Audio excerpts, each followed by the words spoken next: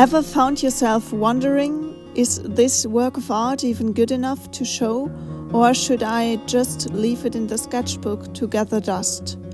Who doesn't know these kind of thoughts when it comes to sharing your creative work with the world?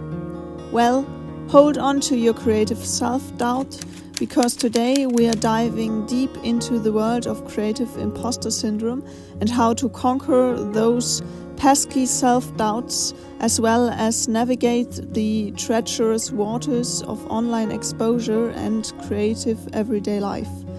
In this video, I share my favorite 8 tips and techniques on how to deal with artist imposter syndrome.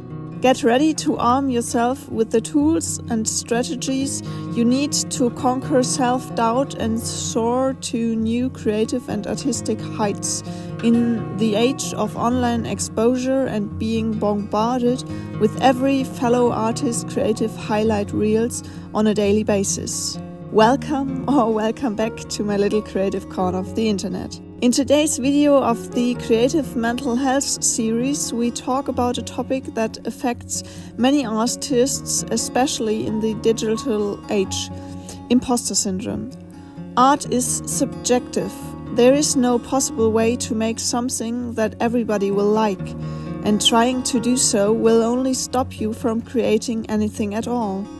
But what you create exposes a part of who you are, and facing judgment on this is hard. This leaves us artists often struggling with our creative mental health when it comes to how we see our own work and creative abilities. Unmasking imposter syndrome.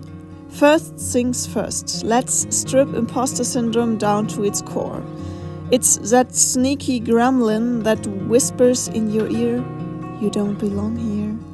It's the nagging feeling that your success is just a fluke, and any moment now you will be unmasked as a fraud, even if you're a creative genius. The idea with the next artwork that you share, everybody will figure out that you don't have any creative talent among artists. Now for some real talk, imposter syndrome loves artists. It cozies up to us, especially in the digital age, where a single click can catapult our work to the global stage. With all that exposure comes, you guessed it, self-doubt.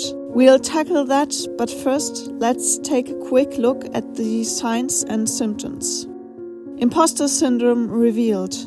Alright, brace yourself for some truth bombs. Signs of imposter syndrome include self-doubt that's so fierce it could make a lion blush.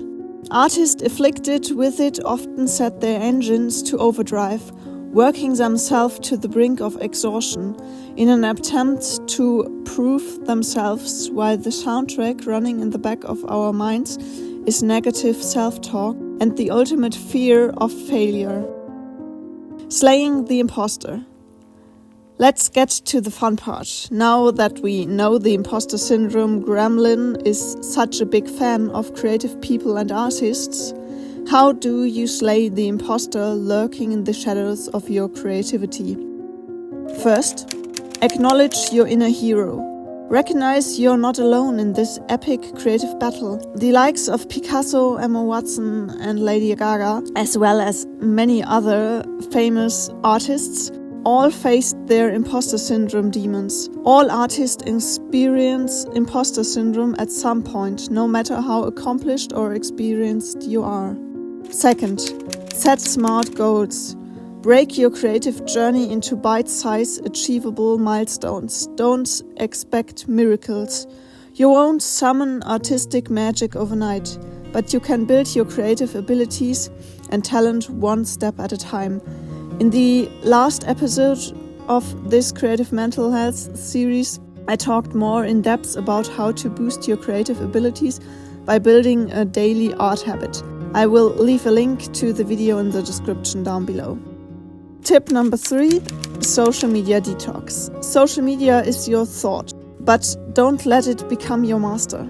Set limits and remember, likes don't define your worth. Your creative journey is your own path with your own timeline. Trust your process And remember, social media is a highlight reel.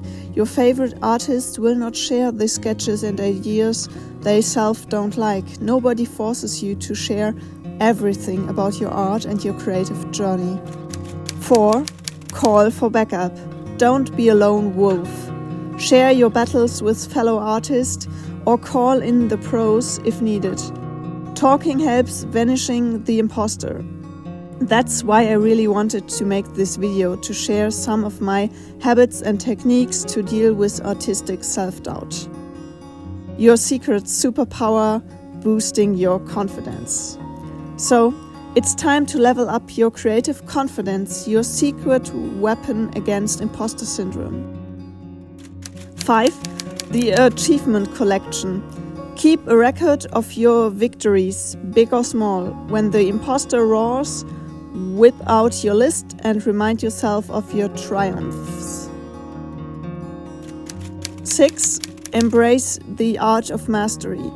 Art is a journey, not a destination. Embrace a growth mindset. Every masterpiece starts as a draft. Affirmations to the rescue. Swap that self-deprecating dialogue with affirmations. Tell yourself, I'm a creative force to be reckoned with. People will come to you for creative things and art if you introduce yourself as an artist and allow them to know about your creative work. The magic of constructive critique. When you receive feedback, see it as a treasure map to your creative treasures, not a dragon to slay. Art and creativity is a journey, not a destination. But remember, you don't have to incorporate every critique you ever get for your work. Don't listen to critique from people you won't go to for advice on your creative journey. And there you have it. Dear artists and fellow creatives, the art of slaying imposter syndrome in the digital age. Remember, your creative journey is like a roller coaster ride with plot twists and epic battles, but also moments of awe and pure exhilaration.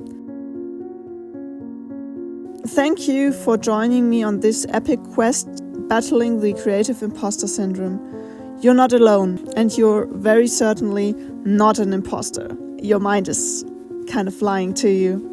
I know it. Mine does it too all the times. Your creativity has the power to move mountains and change lives. Keep your imagination alive, your canvas vivid, and let your art shine. You got this. If you enjoyed today's video, a thumbs up would make me really happy. And if you want to join me on my creative journey for more artist advice, DIYs, and other creative adventures, hit the subscribe button down below.